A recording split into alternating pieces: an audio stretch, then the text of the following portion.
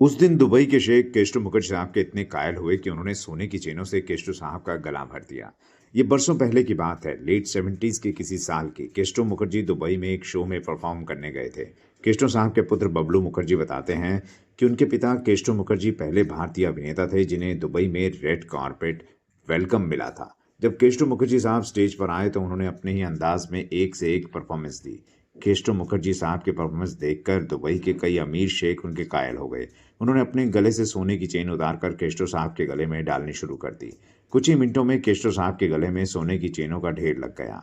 Kesto साहब के गले में इतनी सारी सोने की चेनें हो गईं कि उनका गला ऊपर तक भर आया। परफॉर्मेंस खत्म करने के बाद केस्टो मुखर्जी ने सभी से अपनी अपनी गोल्ड चेन वापस लेने को कहा। ये सुनकर जो लोग केस्टो मुखर्जी के साथ उस प्रोग्राम में शिरकत करने दुबई गए थे, उन्होंने केस्टो साहब से कहा कि अरे ये क्या कर रहे हो, ये लोग अपनी खुशी से इतना सोना तुम्हें दे रहे हैं और तुम हो कि लेना नहीं चाहते। तब केस्टो मुखर्जी साहब ने कहा कि मेरे बस का नहीं है कि मैं ये सब चेनें लेकर एयरपोर्ट पर घंटों तक खड़ा रहूं और कस्टम अधिकारियों के सवालों का जवाब देता रहूं।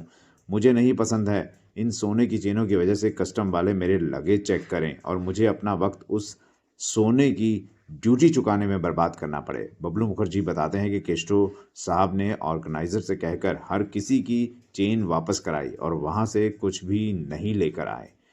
उन्हें एयरपोर्ट पर कस्टम अधिकारियों के सवाल जवाब से इतनी चिढ़ थी, अगर अपने पत्नी और अपने बच्चों को कोई महंगा तोहफा देना भी होता था तो वो मुंबई से ही खरीदते थे ताकि किसी तरह का कोई लफड़ा ना हो।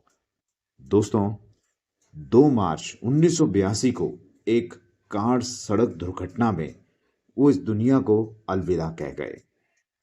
हमारी तरफ से केस्टो मुखर्जी साहब को भावपूर्ण श्रद्धांजलि। दोस्तों, आपको ये किस्सा कैसा लगा? कमेंट बॉक्स में ज़रूर बताइएगा।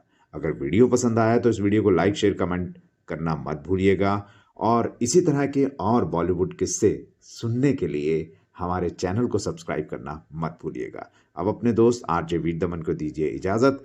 एक और मज़ेदार किस्सा लेकर जल्द हाजिर होऊंगा। तब तक के लिए नमस्कार।